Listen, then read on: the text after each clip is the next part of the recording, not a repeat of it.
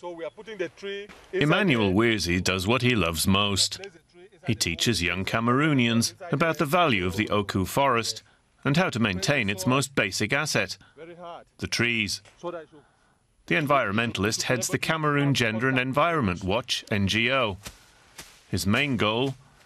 To preserve the forest for future generations.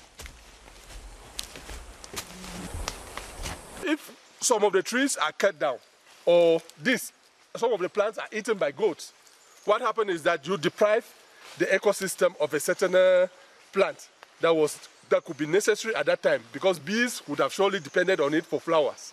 But the more those trees or those herbs are destroyed, the more the bees starve, because there will be a period when they will not have food. Emmanuel Wirzi shows the benefits of beekeeping to local residents.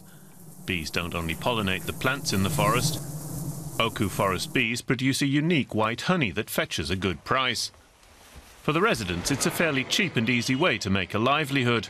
And beekeeping means they can make use of the forest without destroying it. I know the bee farmer will help me because I always use the honey for myself, and then I even send some to my children outside to help them where they are being. Wirzi makes space for new trees. The Oku forest is still the largest mountain forest in West Africa, but it's under threat. Over the last 2 decades, half of it has been cut down and turned into agricultural land. By explaining the benefits of the trees, Wirzi hopes to motivate local youth to care for them.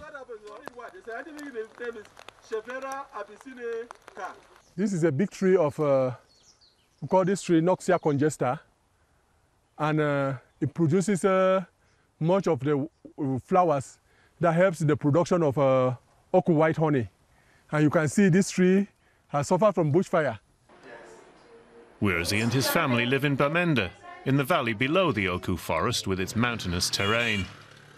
Besides harvesting honey, planting trees and protecting the forest, his organisation tries to create entrepreneurial opportunities for women.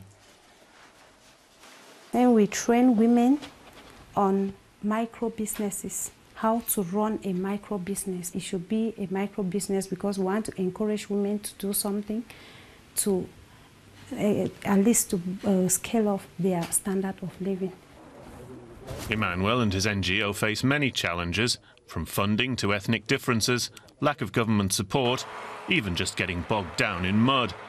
He hopes that the young people might take up the cause and takes them to the forest as often as he can. The picking of the seeds and the nursing of the seeds is done with the children. We want to prepare future nature lovers.